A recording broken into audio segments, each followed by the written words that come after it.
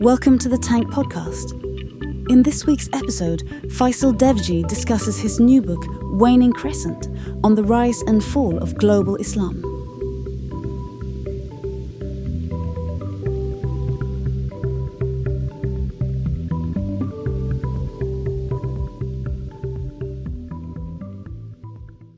I've been interested for some time now in what I take to be a fact, that all the most important Islamic movements of the 20th century seem to have run their course.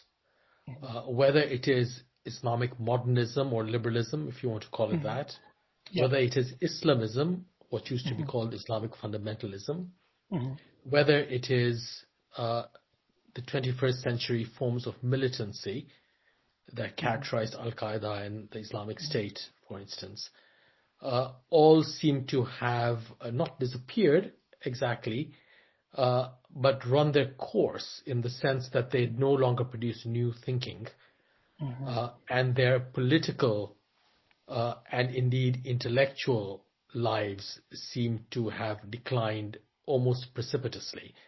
And so I wanted to figure out what was going on. And I thought I could best do this by understanding how each one of these movements, and of course there are many other movements in the Muslim world, including those linked to older authorities, such as the ulama or clerics, such as Sufis, and there are many others of this sort. But the three I mentioned, modernism, Islamism, and militancy, have been by far the most important ones in the 20th and in the early bit of the 21st century in terms of their Incidentally, where do you put those brackets? When do you put the starts, like from the beginning of the kind of age of modernism to what point in the 20th, 21st century do you think? Well, I think Islamic modernism or liberalism, starts off in the 19th century, in the second half of the 19th century, and it is linked very clearly to the rise of European imperial power. And therefore it is an interaction with European forms of liberalism, which are often invoked against the empires themselves in the initial instance. And that movement of Islamic modernism continues into the middle of the 20th century. But by that point, it has come to define increasingly dictatorial and sometimes military forms of post-colonial rule in former Muslim colonies, or characterizes westernized elites in these societies. Islamism really emerges in the early 20th century, but gets going only by the middle of that century and becomes a powerful movement during the Cold War. And you can see why that is so, because Islamism is very much a Cold War kind of movement, because it relies on ideas such as an Islamic state, an ideological state, an Islamic revolution, a revolutionary transformation of society, and the making of a total society. And these are all very Cold War kinds of themes. And the support of a major Cold War partner, right? Support of the US in the case. Yes. So, interestingly enough, even though the Islamists are all very anti-communist, their ideal or the model is taken from communism, from the Soviet Union. To a lesser degree from the kind of fascist movements of the earlier bit of the 20th century, and to some degree from the capitalist societies of the West, though they tend not to define themselves in ideological terms in any systematic way. So Islamism is quite interesting because on the one hand, it gravitates more towards a capitalist understanding of society, however controlled, but on the other, and that makes it more familiar to Western liberal societies. On the other hand, it takes its idea of a vanguard party, that organizes society, of a revolutionary transformation of that society from the Soviet Union largely. So for whether it is partisan of the West or of the East during the Cold War, it remains a largely Cold War enterprise. And so with the end of the Cold War, you see it sort of fragmenting in many, if not most parts of the world. And then in the early 21st century, with the end of these ideas, political ideas of revolutions and ideological states, you have the rise of Islamic forms of militancy, which are highly individualistic and belong in that, if you will, neoliberal, decade or two after the end of the Cold War. So these are all movements that have been very powerful intellectually and to some degree politically, but they seem to have run out of steam more recently. And so what I wanted to do in this book is to actually look at the way in which they arose, starting in the 19th century, and how they declined. And of course, these movements are very much set against each other. So the Islamic modernists or liberals are not necessarily fond of the Islamists and vice versa. And neither of those two parties have any fondness for the militants who emerge at the very end of the 20th century and in the early 21st. But nevertheless, you can take them together because, as I argue in the book, they all work with the concept of Islam, which was founded by the liberals towards the end of the 19th century. And that concept of Islam basically is of Islam as a subject, a protagonist in history, as an agent of history. It acts, it wants you to do things, it desires things, and it includes all Muslims and their beliefs and their practices. So in the 19th century, yes. Sorry to interrupt you. Is in each scenario there is a centrality to the idea that it is established in opposition to the intellectual and political and economic powers of the West. It's always as a protagonist, right? Yes, but that shifts from time to time, because whether we are talking about actually all of these movements, at times the Islamic modernists may be quite friendly with the West. They might have an enemy in common, for instance. At times the Islamists might also be friendly with either the Soviet East or the American-led West. And similarly with some of the militants as well. So for instance, if you see what has happened to HTS in Syria, it has taken the Americans for their friends and the Iranians for their enemies. And this is not unusual. But on the whole, you're right. That the mission of each one of these movements is to create a kind of autonomous and independent Islamic society that can have relations of different kinds with the West or with the East, the Soviet East in the Cold War, but that actually has its own integrity and may want to actually serve as a competitor to these other forms. But in each case, there is sort of a reaction to modernism, the idea of modernism, the idea of like Western modernity, right? Yes, yes, and they emerge in this fashion. But of course, you can't really be anti-modern without being, as it were, defined by all the categories of modernity. Modern, right? So you can't call them traditional either, or even neo-traditional. No. They're a modern response to modernism, kind of. Yes. Or a kind of certain template of modernism. I mean, often what they tend to do is to, each in its own way, is to draw upon, certain aspects of modern history, which may have been part of earlier European understandings of their own modernity, such as anarchism. So anarchism disappears really from Western thought in any serious way after the Bolshevik Revolution, when it's the Soviet version of communism that defines the radical left.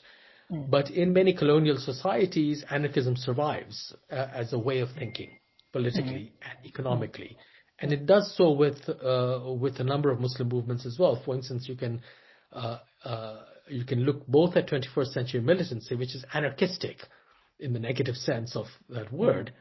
It really, especially with Al-Qaeda, it really doesn't have a defined territory. It's quite a punk. It's quite a punk movement. Yes. Yes, highly individualized and all the rest. But even with Islamism, which is a much more organized form, you have a kind of anarchistic strain running through it.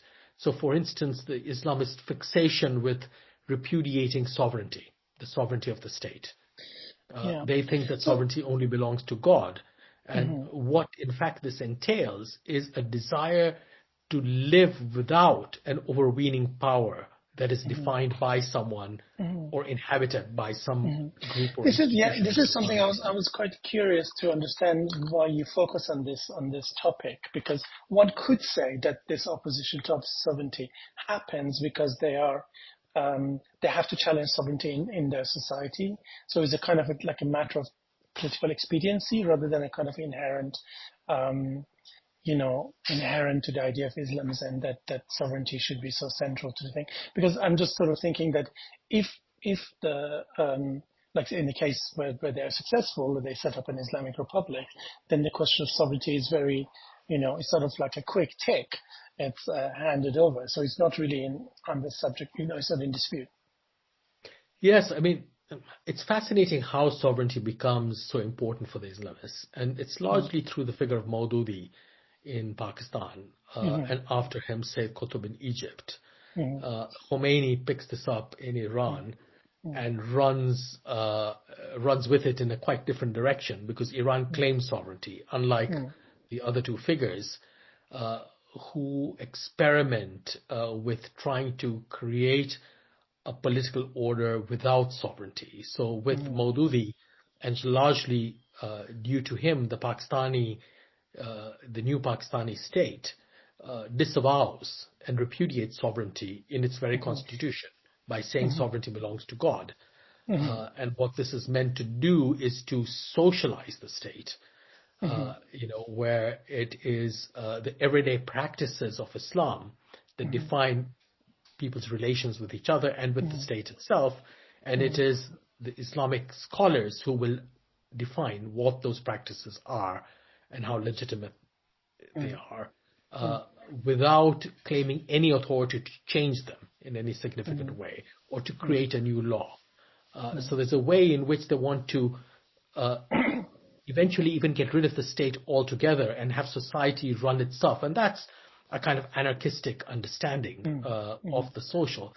Iran, of course, doesn't go down that road. It claims sovereignty, but it does it in a very distinctive way. Yeah, it offers it to the Habib as a kind of just a straight like-for-like transfer. Yes. And now what's interesting about, the Sunni Islamists who don't go down this Iranian road is, you're right, they come at this idea of repudiating sovereignty from the experience of colonial rule and of the nation state which is meant to have succeeded the colonial one. And they're deeply distrustful of state power. And unlike many other colonial thinkers, they don't simply want to get rid of the European power and take control of the state themselves. They think it's the state and its form of sovereignty it's inherently wrong. Tyranny. It's inherent. Whether it is a European running it or non-European, it doesn't matter. So it's a really extraordinarily creative experiment in thinking about a polity in which society regulates itself. Now, they can only... It shares that with Zionism in a way. It shares that with Zionism in a strange way. That the idea some form of it, isn't necessarily about kibbutz and all that. Kibbutzism, But, that too draws upon earlier notions like those of Gandhi, Mahatma Gandhi, self-governing villages, a society that rules itself. So it's a familiar idea throughout the world, and it comes out of anarchism, explicitly and deliberately out of anarchism. It's a romantic 19th century anarchism of the kind of the Tolstoy, Gandhi kind of. Tolstoy is very, Yeah. very much about this. And of course, in the West, especially in the American West, you have the setting up of communes and things like this, which are also anarchistic, Now, I want or to ask you. notionally anarchistic societies. Sorry to interrupt you. I wanted to ask you, to what extent do you think? So there's this. So to kind of focus, you're really focusing on the idea of political Islam, and it's kind of it's the past 100 something years old kind of turbulences and machinations and change and development. It is arguable that the greater body of that Islam as a kind of communal and personal experience is left largely untouched by this. Yes. And that this has come and gone, but the Muslim societies have remained Muslim. They kind of, the Jalal al-Ahmad has this famous saying that how can you run a country in which once a year all the grown-ups put on swords and go out in the desert waiting for the Mahdi for a whole day? How can you conceive of society? And then you can kind of see that now, like we are in the middle of Arba'in for the Shias, which is like something like 5-7 millions are going to this pilgrimage, or you see that in once a year in Hajj, or you see in the kind of the general trend of adherence to the customs of the religion, of the culture of the religion, of its kind of piety, spirituality, or the kind of personal level. It kind of remains largely untouched by these current trends, would you say? Or To some degree, yes. Because in many respects, these movements deliberately leave aside these practices, or at least many of them. Some of them are done away with or reformed, and that's a process that's been going on since the 19th century. So, for instance, since you mentioned Iran, the great dramas of self-flagellation during Muharram have tended to be looked down upon by the clergy. yes. And who always are interested in moderating the populace. The passion in religion, yes.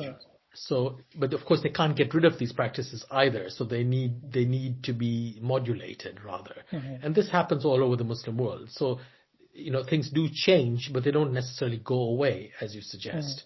And there is a way in which all of these movements are, to some degree, superficial. That doesn't mean they have no effects. They have enormous historical effects. But they have been unable to take a hold of and control, if you will, all the social basis of the countries in which they exist. Is the idea of community, it's like between polity and personal piety and, spiritualism?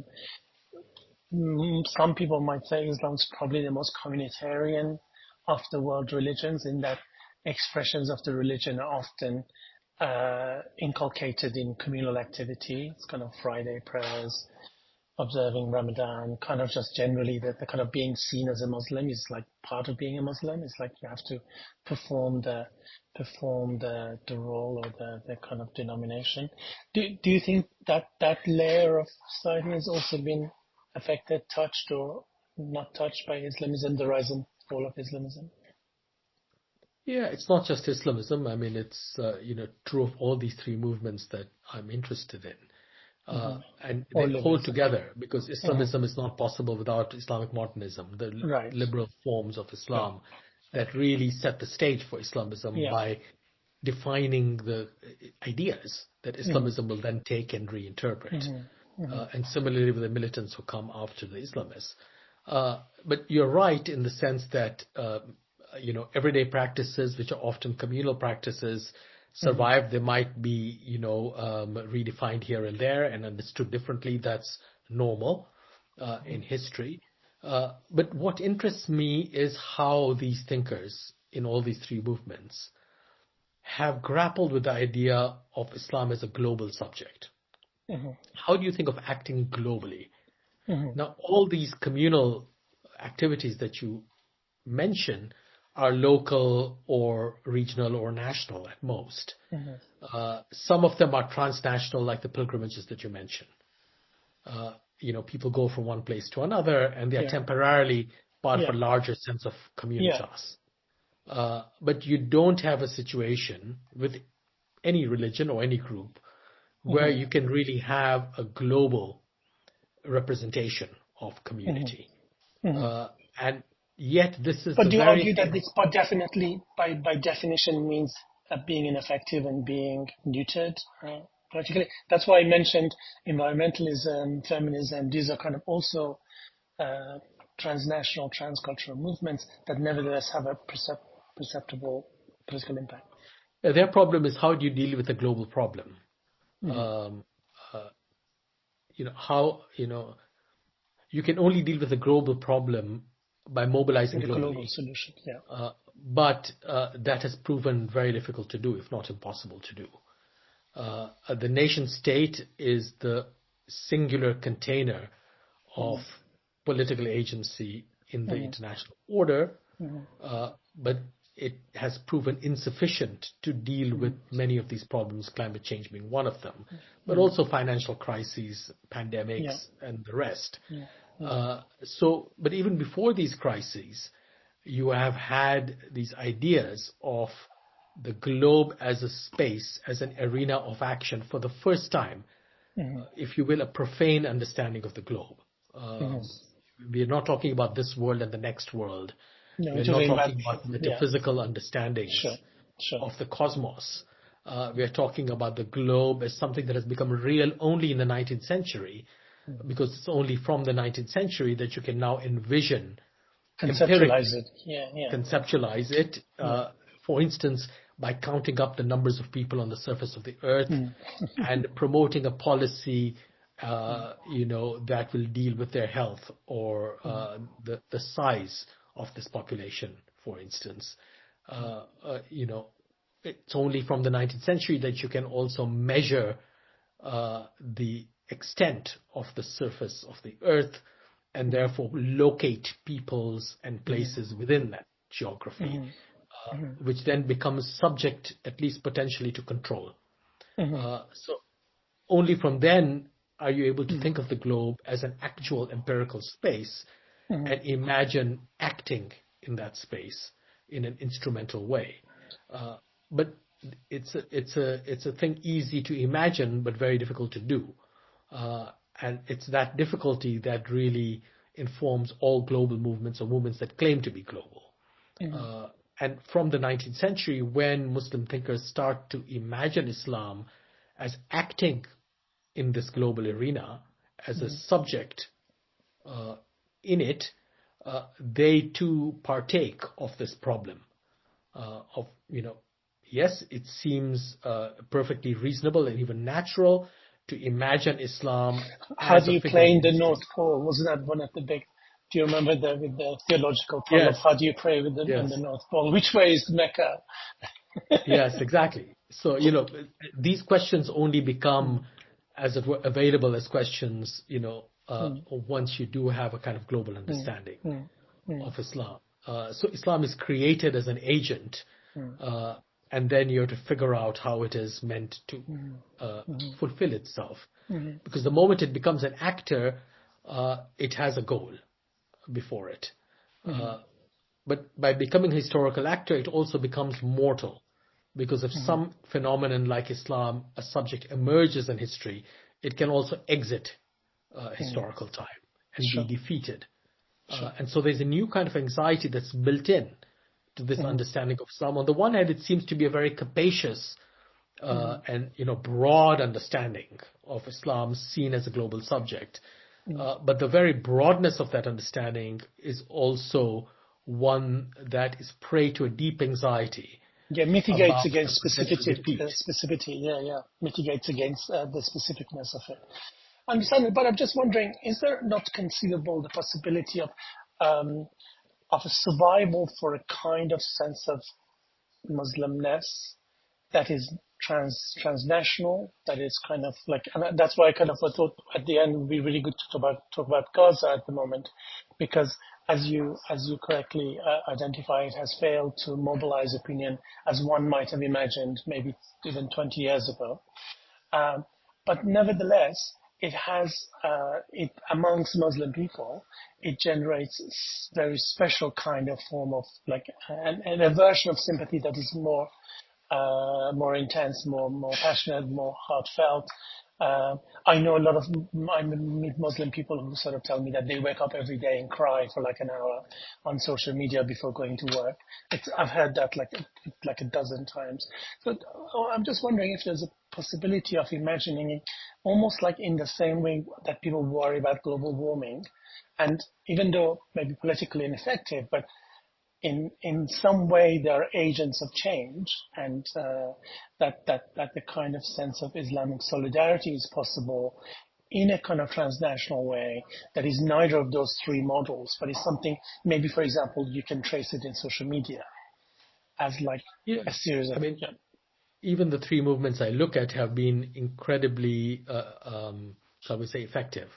The militants have been around for much less time, and I see them as a kind of transitional movement rather than a serious intellectual one. But Islamic modernism and Islamism have been very serious and important movements which have had an enormous effect. So I'm not saying that they were just superficial. No, but they've expired. They've run out of ideological fuel, so to speak. But I'm just wondering if there's something that kind of transcends them or survives them, a kind of a flavor of kind of an idea of. There are many things that actually do that. So, for instance, when you look at the Arab Spring, the way in which these protests caught on from one Muslim country to another, across North Africa and the Middle East to the Persian Gulf, you have an extraordinary thing happening. None of them make use of the language of Islam, though many of the people involved are deeply observant Muslims. But then so are many of their enemies. So that doesn't distinguish them from their enemies.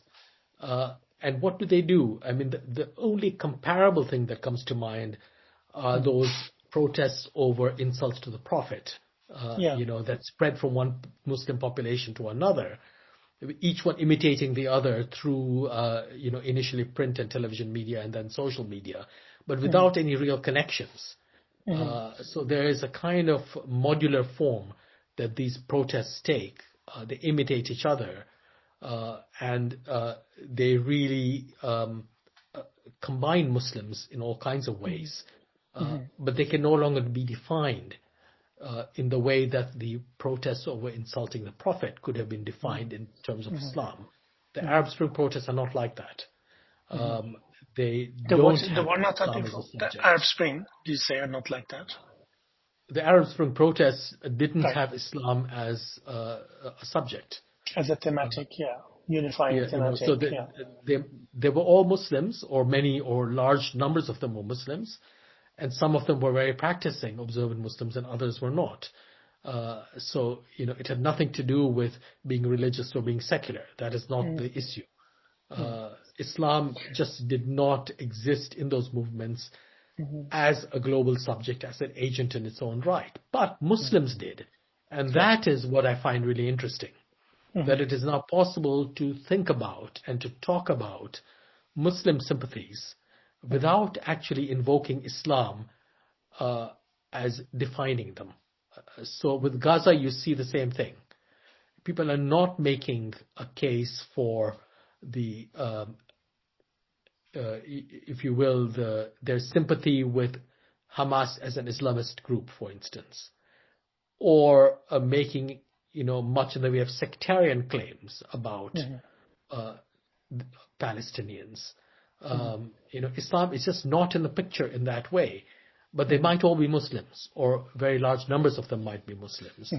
So there is a form of identification and emulation that exists and that does bring Muslims together, but it brings them together as individuals who might be part of an imagined community, but for which Islam, understood as an actor or a system or an ideology, is really no longer important. And that, I think, is fascinating because, I would like to distinguish between Islam as a subject and the Muslim community, let's call it the Ummah, as a subject.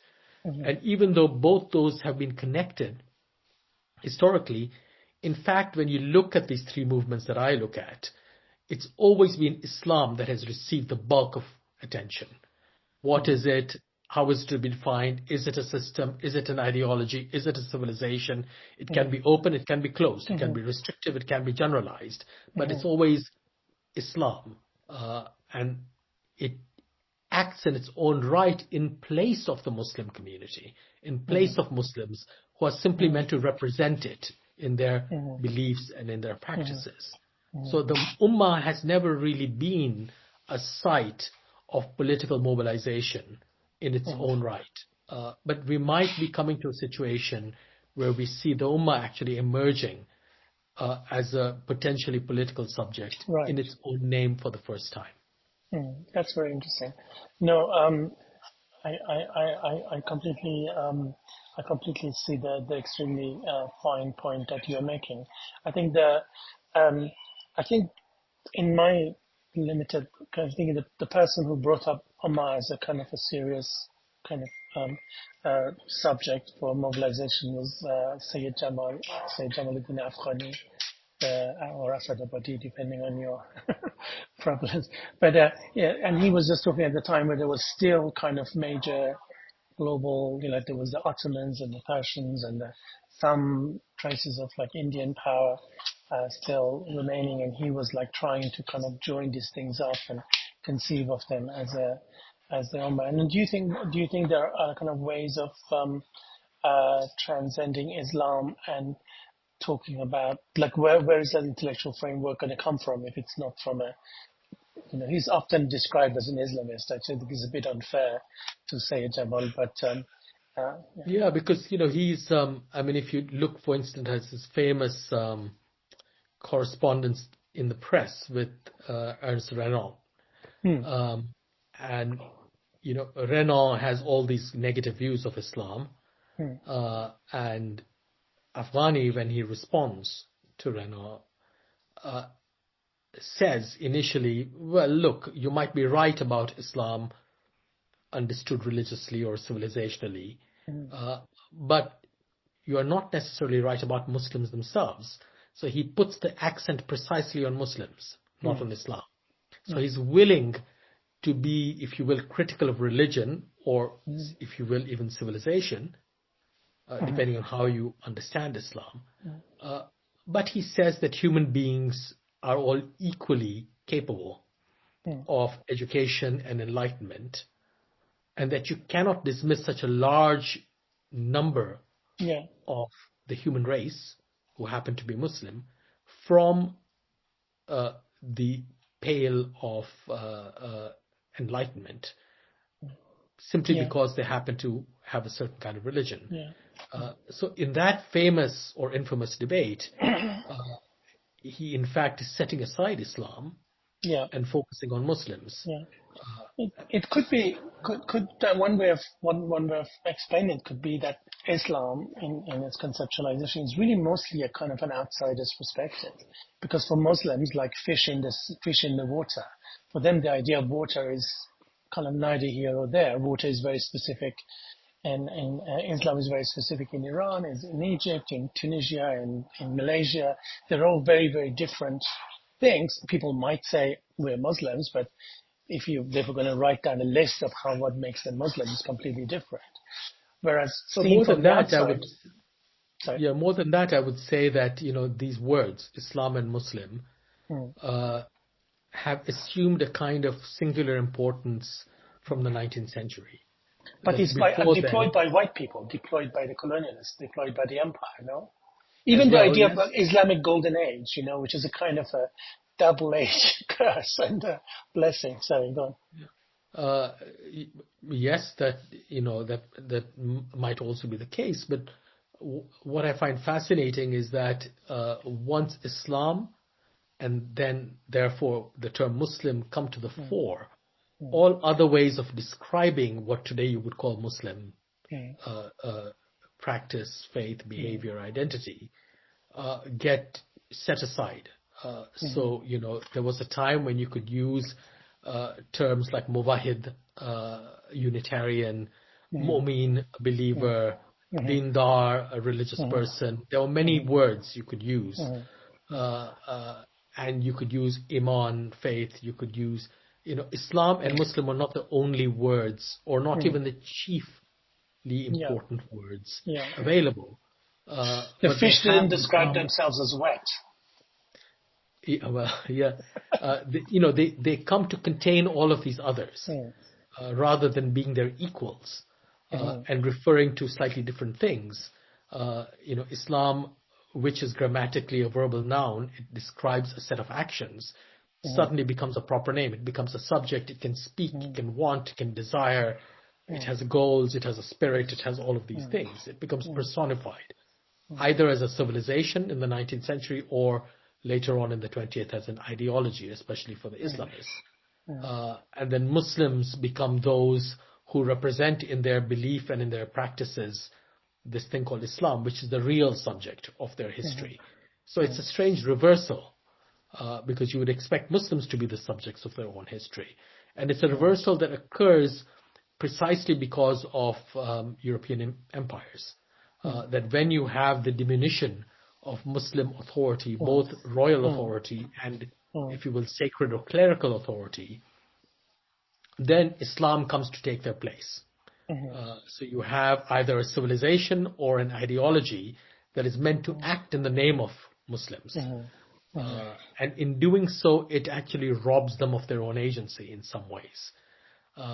So in that sense, Islam is deeply anti-political. But it is very interesting because the political weakness of Muslim societies from the 19th century into the middle of the 20th really also allows Muslim thinkers to imagine what Islam as a global agent might look like. So it's not simply a sign of, if you will, decline and weakness and loss. It's also an experiment in thinking globally that, if you will, Muslim decline allows for.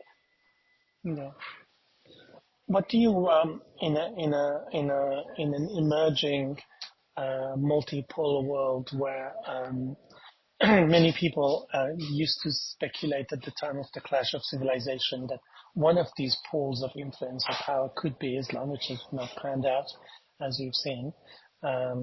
What do you think in this new reality, in the new geopolitical and also technological reality that we are confronted with? Like what kind of mechanism, what kind of conceptualization? The thing with the environment, I think, is very interesting because they do seem not to make any difference, but they also kind of do, because, in a kind of a creeping way, that the message of environmentalism has kind of triumphed, even though politically there are no green governments in the world. You can say to some extent that is also true of, say, at least outward expressions of Islam, because when I was growing up, no woman covered their hair in most of the Muslim world, and now everywhere I go, I was in Uzbekistan last week, and I'd say about 70% of the women are covered, and the minority are uncovered. So the outward appearance of like beard, the trendiness of beards all over the world, even with non-Muslims, which was a kind of a Muslim thing. So in a weird way, the kind of lots of signs and semiotics of like Muslimness have infiltrated the mainstream. Yeah, and they have, because they've become fashion. So both for Muslims and for non-Muslims. And because they've become fashion, they've become commodified. They're part of consumer culture, even in the most deeply conservative Muslim society. Because this has happened to them, they are inevitably generational. In other words, things will change because fashion always changes. And it may not be the case that you move from headscarves to no headscarves. You might move from one kind of thing to a different kind of thing, or you may move to no headscarves or whatever. But these things are really sometimes they may be less than generational, but in this case, I think we're talking about generational change. And that is inevitable for anything that has become part of fashion and consumer culture, and a lot of Islamism really, inadvertently has become this. And if you look at Turkish forms of Islamic identity, for instance, it's all about halal vacations, and it's about buying burkinis, enjoying, it's inculcated into consumerism. Yeah. So you do many of the same things as people in the West do, but you do them in your own way. So you do want to go to the beach and swim, but you need to do so in a bikini. Yeah. You want to go dating, but it has to be halal dating. You want to do, there are many such things that what appears to be a difference is actually a similarity. Yeah, absolutely. Okay, one last question, because I know I've taken a lot of your time. So I think a lot of people, a lot of liberals might read your book and go, yay, hurrah, great, Islamism's over, so we have won. What is your advice to this way of thinking? No, I didn't, that is not my view at all. No, I know it's not, but I'm saying if people read your book and say, great, Islamism's over and liberalism has triumphed. On the contrary, I think, Islamic liberalism has collapsed along with Western liberalism. And Islamism has undergone an intellectual collapse. It was part of that Cold War world. So, it's not like something horrible has happened to Islam that hasn't happened to non-Islam. What I'm trying to argue is Islam is as much a part of our world history as anything else. And the two subject to the same trends and same waves.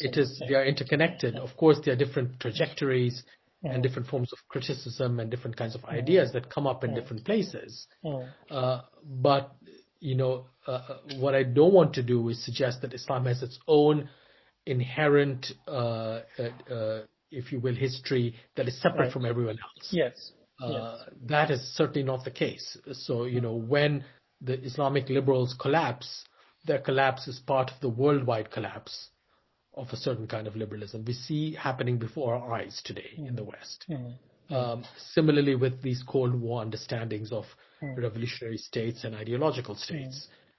So we're all actually looking at what comes next. No one really knows. We can just sort of, look at the auguries. And I end my book with these interesting movements for which Islam is not a subject, but which are Muslim movements, which include deeply religious people in them.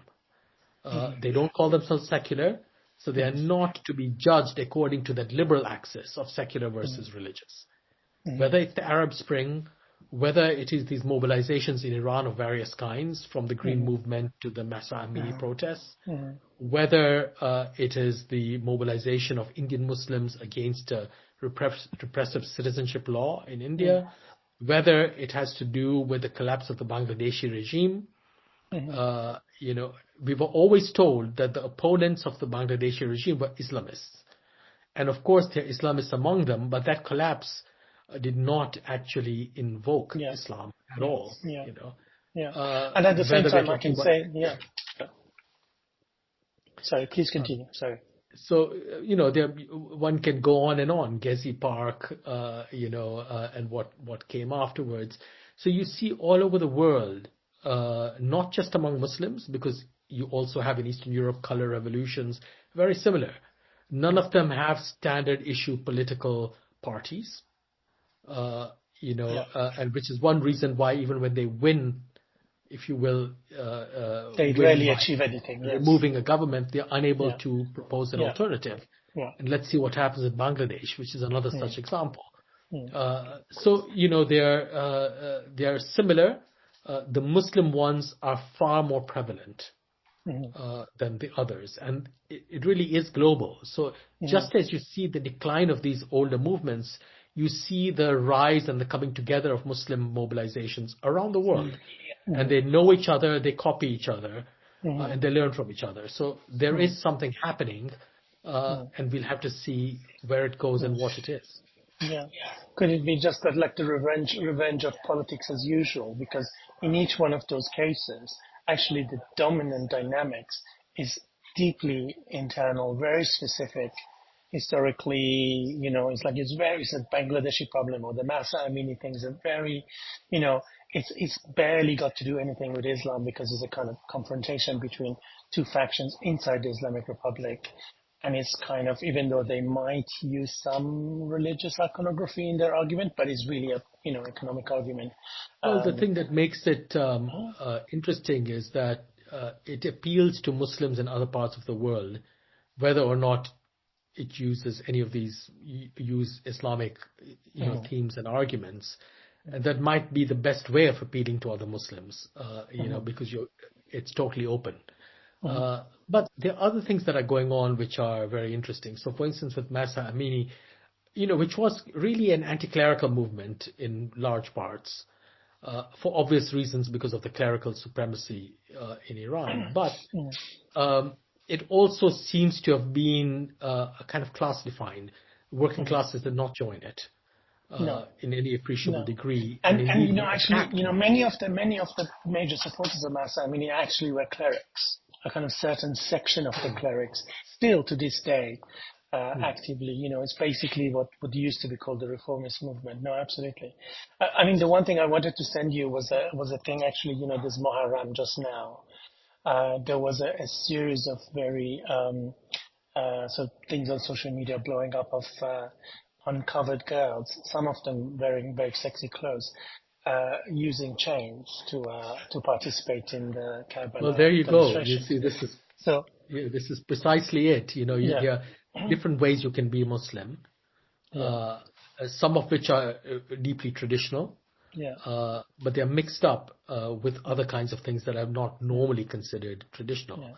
And sometimes, it's, you look at, for instance, with Masa Amini, going back to that, it's the kind of Kurdish issue which really links things up in very interesting ways. So the slogan itself is a Kurdish slogan. It's from Öcalan in a Turkish jail. Yeah, I mean, it's co-opted. I mean, there is also the kind of the hybrid warfare with Israeli radio. There's like geopolitics involved. There's just like many things in this sort of very complex soup. But I'm going to send you a thing, another piece of social media that just like constantly comes up with like the actuality of like women's societal position in Iran post Masa Amini, that both underline what a significant event was and completely dismiss the Western perception of what it was. Yes. Kind of, so no, I think we're on the same page with that. And I think it's just the idea that I think it's just a category that has collapsed. The category is no longer useful. It's like an old cloth, it's like a jacket that's no longer that's why I think the Kurdish theme is so interesting, because rather than saying we want what the West has, we want feminism, of the kind that people in the West enjoy. The reference is to a minority group, which is a dispersed minority across borders, and that takes the attention away from the national identity, even though these are national mobilizations, and transnationalizes it through a minority group. I found that fascinating.